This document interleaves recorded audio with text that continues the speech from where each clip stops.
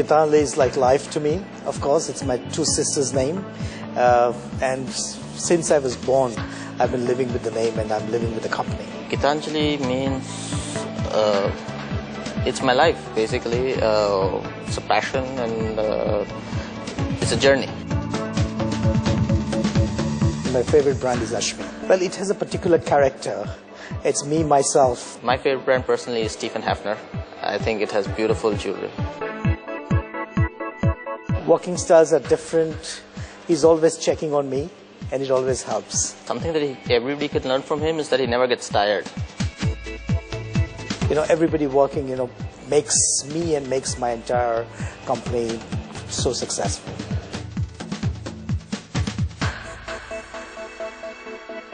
This week's family is my favorite because they deal with everything that a woman loves, jewelry. On this episode of All in the Family, we're talking to the promoters and family of the Gitanjali Group. Thank you so much for talking to us, MEHUL CHOKSI and Nishit Mehta. First of all, both of you have separate surnames. Well, Nishit is my aunt's son. We have grown up together for many years, and Nishit is with us in business since probably just after finishing his schools, probably 22 years already. Mr. Choksi, how long have you been with the group? I've been in business since 1977. It's the second generation from my father to me. Yeah. And a little bit about the history of the group? Well, basically, if it goes back to, my father's generation from 60s, that they were all brothers, that they were working together, and they had a business by themselves. Brothers were always in, either in Antwerp or New York or in London. All of them were doing business together. Once it changed hands, it came to us, me and my brother, and we were carrying on business for last 30 years already. My brother is in Belgium. And then it's all family, of course, and also lots of professionals in the company. Okay. Let's talk to you, Mr. Mehta. How long have you been in the company? 22 years is... Yes, I started in 92, so 20 years. Okay. And I was in Hong Kong earlier, and then I moved back here, so I've been here since 2002, so 10 years. So what do you look after? I know Mr. Choksi is the overall group head, right? What do you look after? I'm looking after the diamond business and some of the international operations. How much is the international operations now constitute of the group, percentage-wise? Totally, I would say it would be almost 45-50%.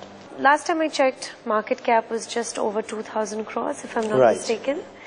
Tell me about what the average growth has been like for the group. Well, for the last many years since we went public for 5 years, the growth has been in the range of about 25 to 35%.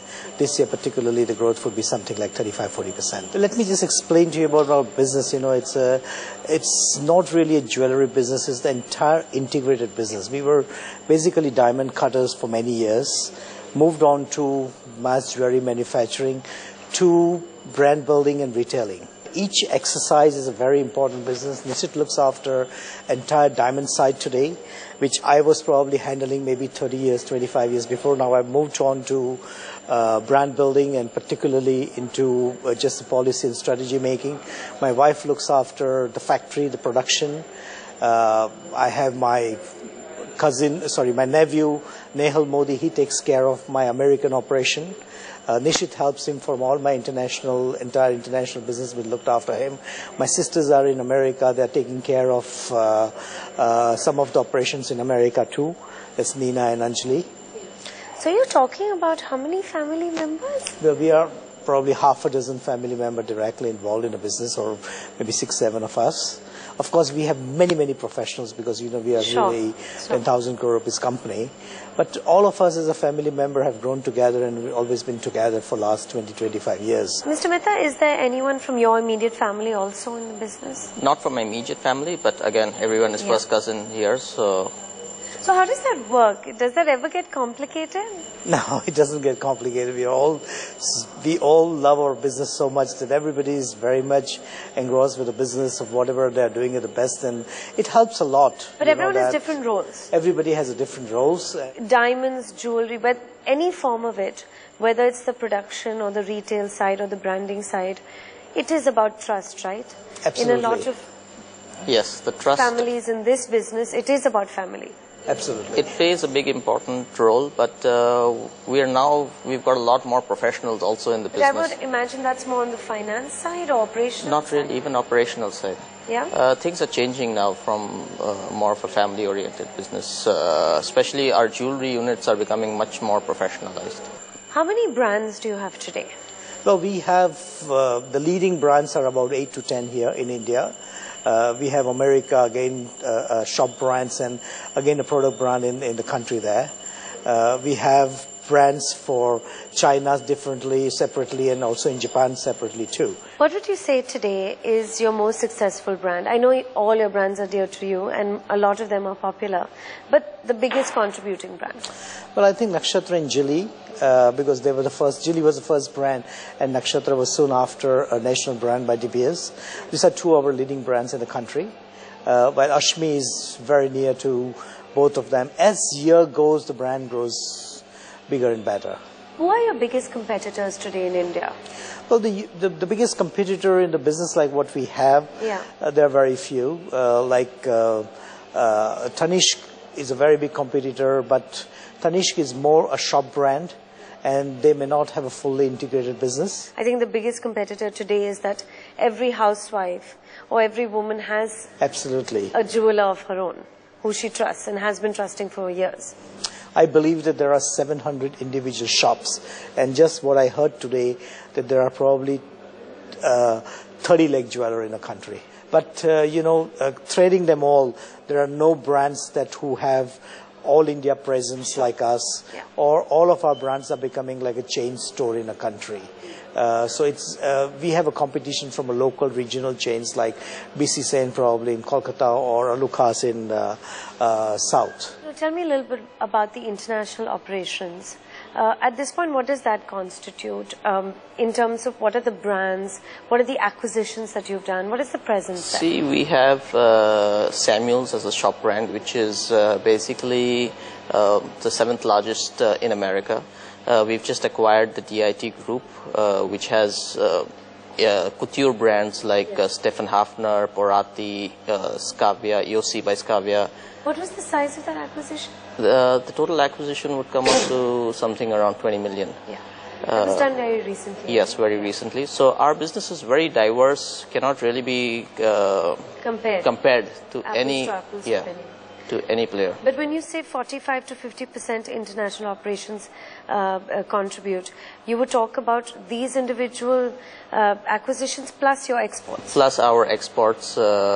Traditional exports of diamond and jewelry, what we have been doing. Yes. The export of the diamonds or polishing of just diamonds, how much is that for you today? So basically, it's 15-20% of the entire business. Is it shrinking at all?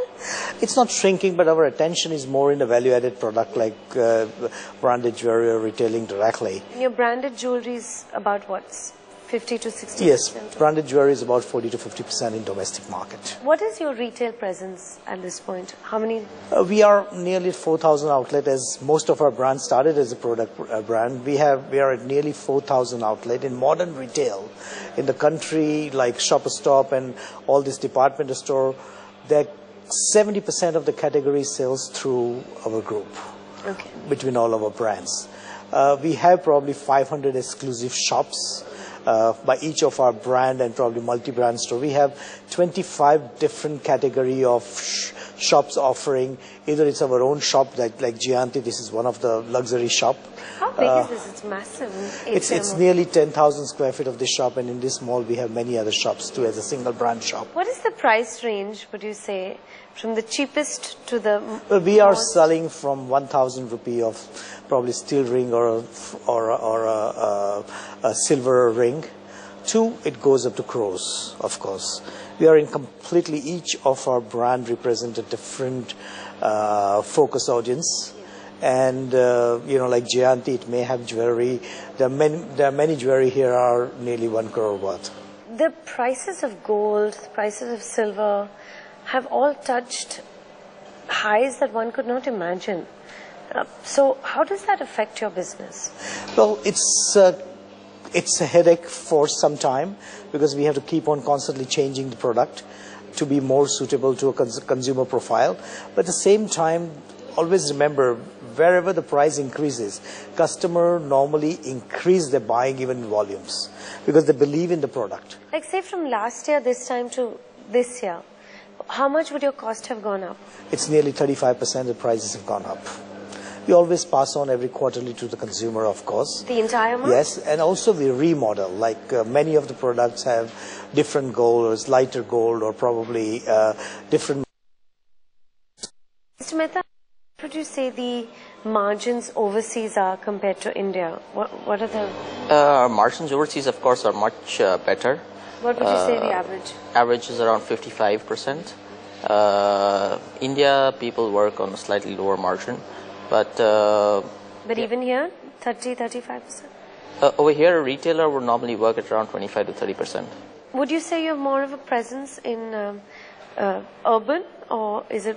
No, I think we are very well diversified. The real growth is coming from second, third tier cities. Like which one? Rural areas. It's completely, many of the cities we have never heard the name about, but it's like Berhampur is one of my best stores there. Jarsuda, Kanti, a lot of small cities are having our franchises.